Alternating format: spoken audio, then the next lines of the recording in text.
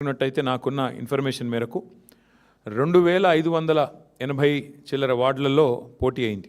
మొత్తం 117 మున్సిపాలిటీలు కార్పొరేషన్ కలిపి 2580+ వార్డ్స్లో మరి ఎన్నిక జరిగితే బీఆర్ఎస్ నాకున్న ఈ నిమిషానికి ఉన్న రిపోర్ట్ ప్రకారం దాదాపు 730 దాకా మాకు ఇప్పటికే ఫలితాలు వచ్చినాయి. ఇంకొక 10-15 పెరిగితే పెరగవచ్చు. ఓవరాల్గా 740-750 దాకా వస్తాయి వార్డులు అనేది మా అంచనా.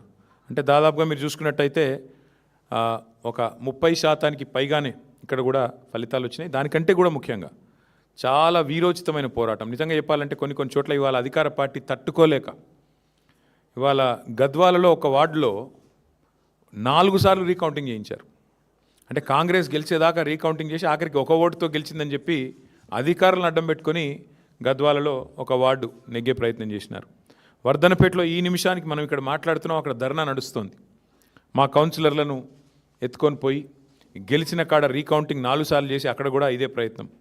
చౌటుప్పల్లో ఇదే రకమైన ప్రయత్నం. అంటే అధికారులను, అధికార యంత్రాంగాన్ని, అధికార బలాన్ని అడ్డం పెట్టుకొని గెలిచినమా అంటే గెలిచినాం అనిపించుకోవడానికి సాంకేతికంగా నానా తంటాలు కాంగ్రెస్ పార్టీ పడతా ఉన్నది.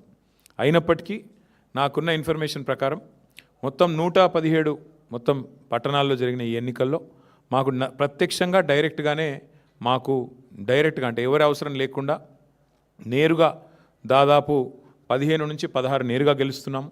పరోక్షంగా, ఎందుకంటే అక్కడ మేము సింగిల్ లార్జెస్ట్ పార్టీగా ఉన్నాం, అక్కడ కూడా ఇంకో దాదాపు 10-15 చోట్ల అవకాశాలు ఉన్నట్టుగా నాకు సమాచారం ఉంది. చూద్దాం మరి ఇప్పుడు అల్టిమేట్గా 16 తారీఖు నాడు అన్ని విషయాలు తెలుస్తాయి.